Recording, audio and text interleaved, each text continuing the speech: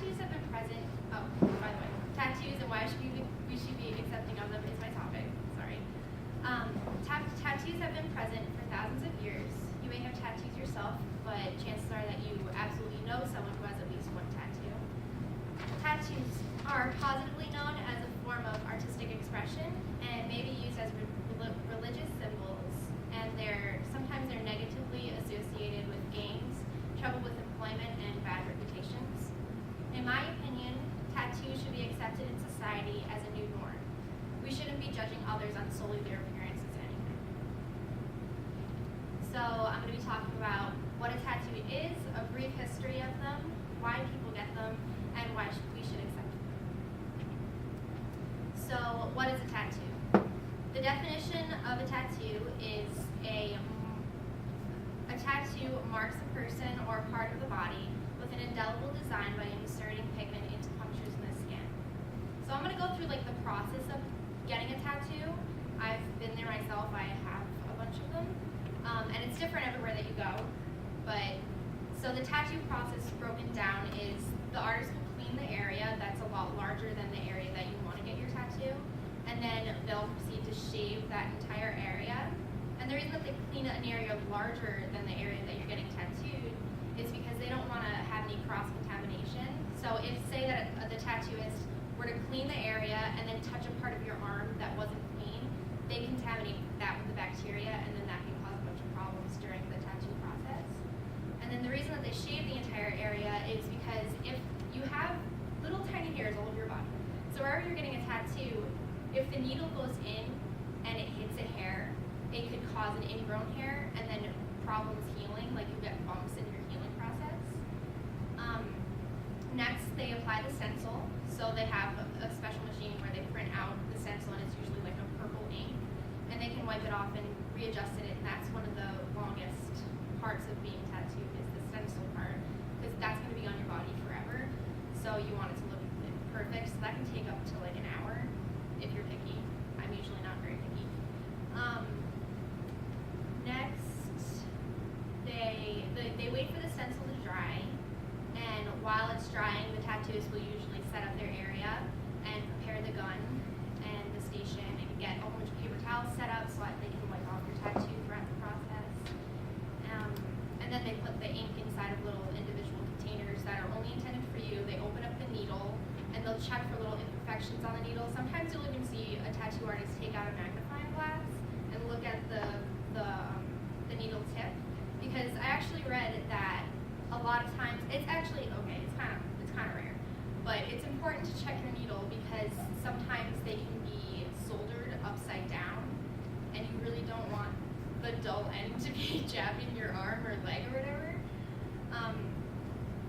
So next, they take out the needle, and the tattooist will have the needle. This is the hard part. They have to have a certain amount of pressure to go into just 3 layers of your skin, because if they go any deeper than that, you can have some scarring.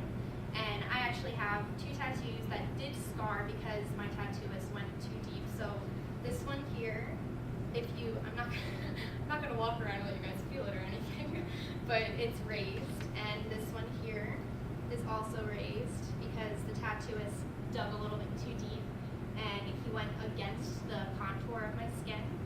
So it's going to be raised forever. There's nothing that you can do about the scarring.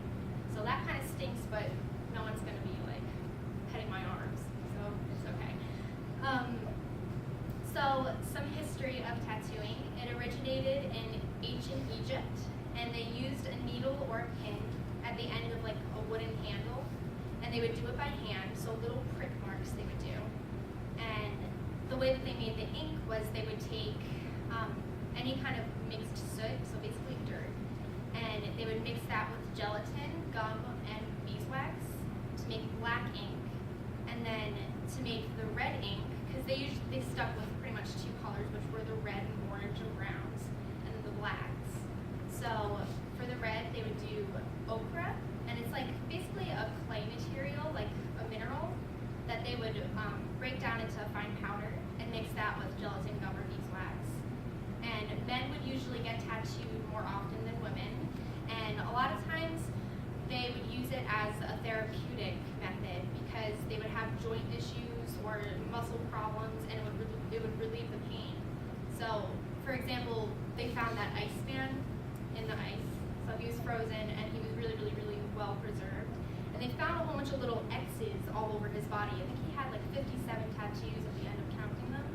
And he had X's on like his elbows and his knees and his ankles, and they think that it was therapeutic because that would relieve the pain of the joints. So why we get them? Yeah. So the way that people look at them, pros and cons, for myself, I see tattoos as being a form of expression, art, and we all have the freedom of expression, so I believe that we should all have the right to get tattooed. Religion, which is also a reason that I have them. Symbolism and meaning, I think that we should get tattooed and really be sure about what, no, I'm not saying that we should all get tattooed, it's your personal opinion, but we should all, they should mean something to you. And the cons, like I said earlier, there are negative associations with gangs, slavery, tragic historical events like the Holocaust, getting that number tattooed. Skin cancer can happen sometimes if you don't take care of it. Employment trouble, that's something that Marissa mentioned in her presentation, that a lot of times you won't be able to get a job because of that bad reputation that tattoos get. So these are all of my tattoos, and they all mean a lot to me. I have personal meaning for all of them, so I'm going to go through what each of them kind of means. So this top one is my most recent one, and I got it about 3 weeks ago, and it's my family crest.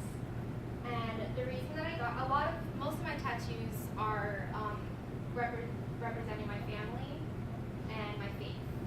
So these bottom ones are birds, my birds, and these are my siblings and my mother, and so each of them represents one of them. And then I have this one all by his lonesome because my father passed away last February, so it's like we're all together when I do this, but then now he's up in heaven, so he's up there. And then these two, as I mentioned, I am Christian, and this is the Jesus fish. It symbolizes Jesus. And love never fails because I believe that Jesus' love never fails. And then this top one was actually my first tattoo, and it says Agnus Dei 333. That was something that my father wrote in all of his Bibles, and it means Lamb of God in Latin. And he would write 333 at the end. It was just a little personal, like, confirmation from God. That number would always show up for him. So I got that in honor of him. And then my most recent one, the family crest, we lost 3 of the big guys in my family. My grandfather, my father, and then one of my older cousins, all within 2 years. So I wanted to get that in, like, memoriam of them. So, like I said, I'm a Christian and have been asked about my opinion on tattoos at church because I'm a worship leader whose tattoos are on display in front of roughly a little over 100 people at one time. I believe that I'm forgiven for my sins before I even commit them, not to say that I take that for granted or anything, but my tattoos really shouldn't hurt Christians' feelings in any way because being a Christian is about loving one another and not making any judgments against anyone.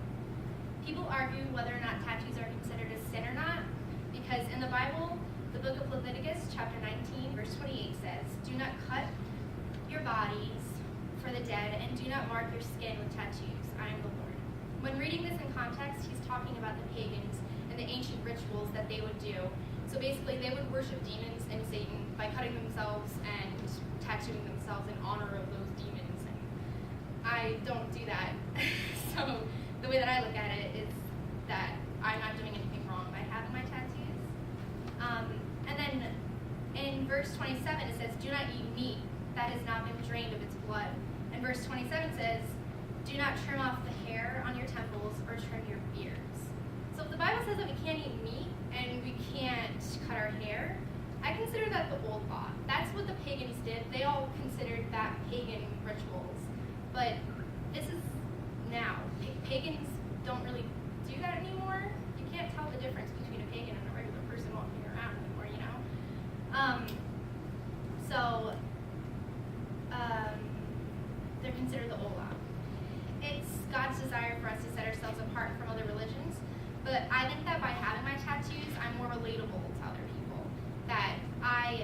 people are more likely to come up to me because I'm not that person that's like, I guess I'm more lenient with that because I believe that God loves everyone anyway. So why should I judge anyone for their tattoos?